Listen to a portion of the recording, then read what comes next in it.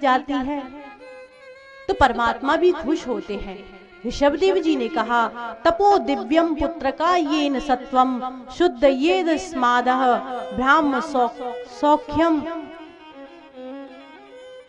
कि हे पुत्रों, शास्त्रों ने महापुरुषों की सेवा को मुक्ति का द्वार बताया गया है।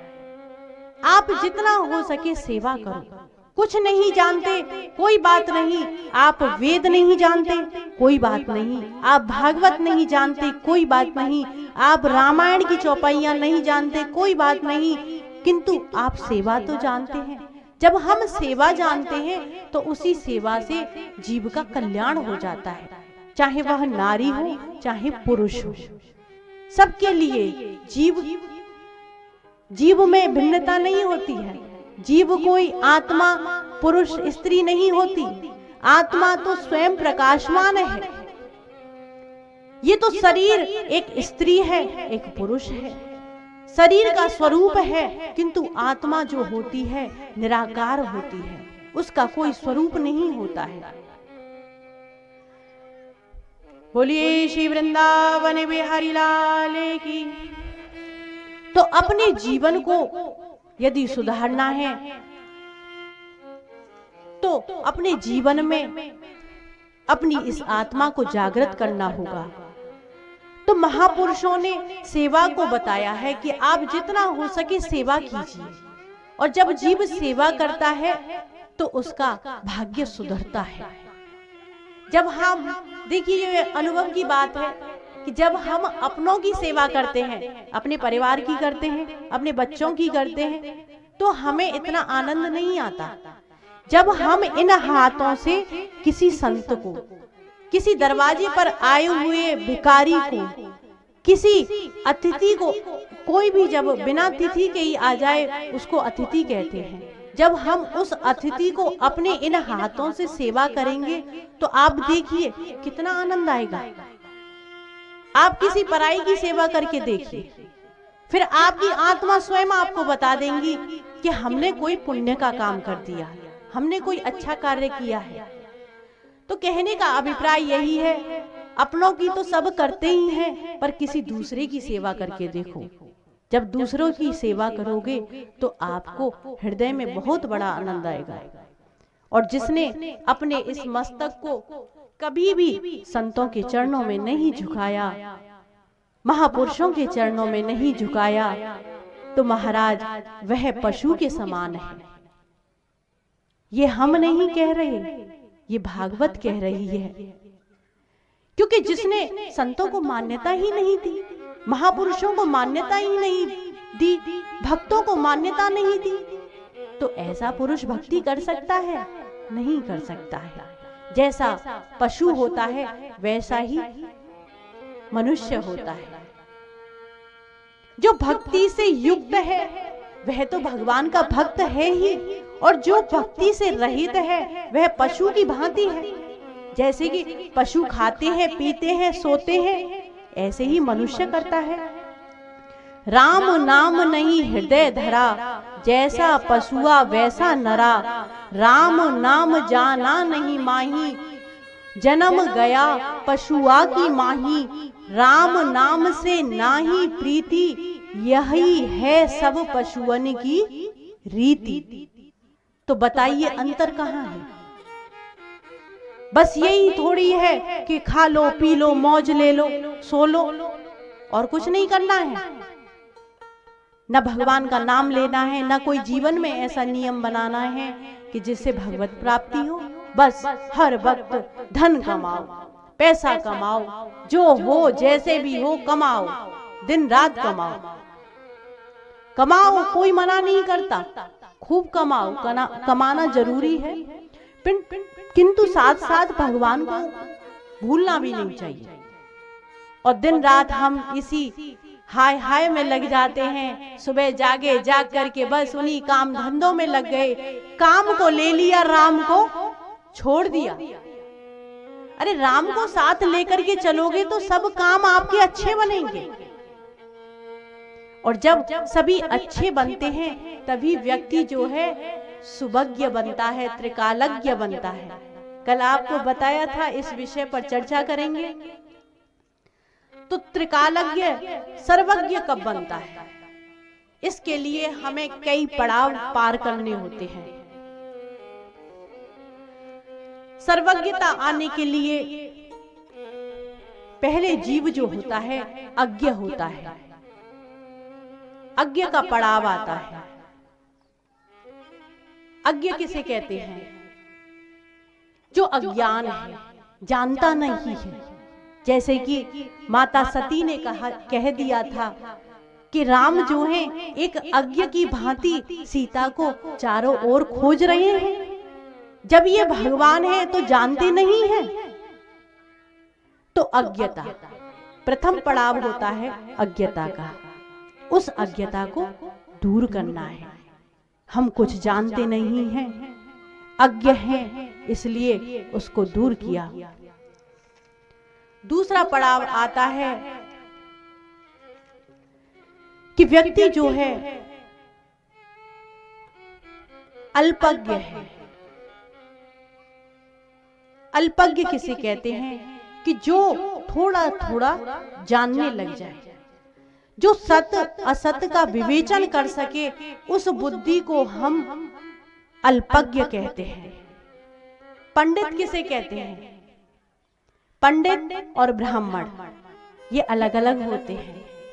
ब्राह्मण ब्रह्म को जानने वाले, जो ब्राह्मण कुल में जिनका जन्म हुआ है उनको ब्राह्मण कहते हैं। और पंडित किसे कहते हैं?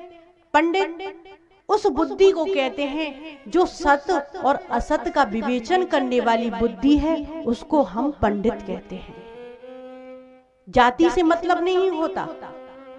पंडित जो शब्द है, भगवान ने भी कहा है कि जो सत असत का विवेचन करे, जो जाने कि सत्य क्या है असत्य क्या है, वही बुद्धि जो है पंडित है। पंडित क्षत्रिय भी हो सकता है, वैश्य भी हो सकता है, शूद्र भी हो सकता है, ब्राह्मण भी हो सकता है, क्योंकि उसकी बुद्धि जो है सत असत को जानने वाली है। देखिए संगीत शास्त्र में भी ऐसा है। जो संगीत कलाकार होते हैं, जो शास्त्रीय संगीत जब सीखते हैं, जो उस कला को सीख जाते हैं, तो उसे हम पंडित कहते हैं। हिंदू परंपरा के अनुसार उसे हम पंडित शब्द से संबोधित करते हैं। चाहे वह जाति से, धर्म से और किसी जाति अन्य जाति का हो, उसे पंडित बोलेंगे। और मुसलमानों में जो जिसे हम पंडित कह रहे हैं, मुस्लिम संप्रदाय में उसे हम उस्ताद कहते हैं। चाहे वो बांसुरी के वादक हो, चाहे तबले के वादक हो, जाकिर हुसैन, उस्ताद जाकिर हुसैन, तो वो मुस्लिम संप्रदाय है। उस संप्रदाय के अनुसार उनको उस्ताद कहा जाता है। और संगीत शास्त्र में, हिंदू परंपरा में उनको पंडित कहा जाता है, चाहे वह किसी भी जाति की हो। तो पंडित वही है जिसकी बुद्धि सत असत का विवेचन करने वाली है। ब्राह्मण ब्रह्म, जिन्होंने ब्राह्मण कुल में जन्म लिया है, उनको ब्राह्मण कहते हैं। तो अल्पज्ञ दूसरा पड़ाव है अल्पज्ञ का, यानी कि थोड़ी थोड़ी जानकारी होने लगी। और थोड़ी थोड़ी जानकारी के बाद सुभज्ञ का पड़ाव आता है। तीसरा पड़ाव सुभज्ञ। सुभज्ञ किसे कहते हैं? जैसे खुद को जानना। जब हम खुद को जानेंगे तभी हम दूसरों को समझ पाएंगे। खुद को जानना पाया, औरों को क्या पहचानेगा। आसमां की खबर नहीं तुझको, पृथ्वी को क्या जानेगा।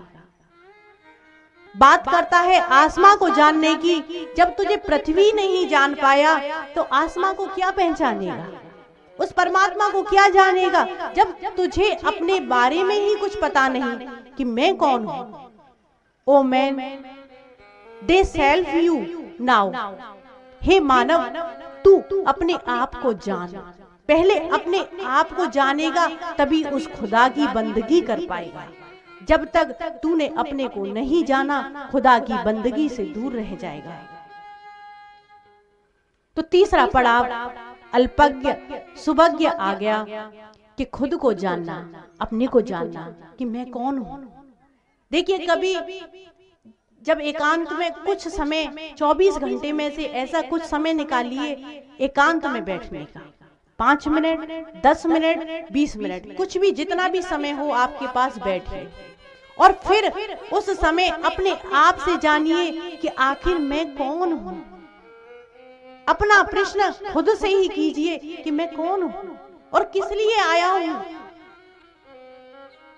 क्योंकि हम सभी जानते हैं कि मृत्यु निरंतर हमारे शीश पर मंडरा रही है, काल हमेशा हमारे सर पर मंडरा रहा है।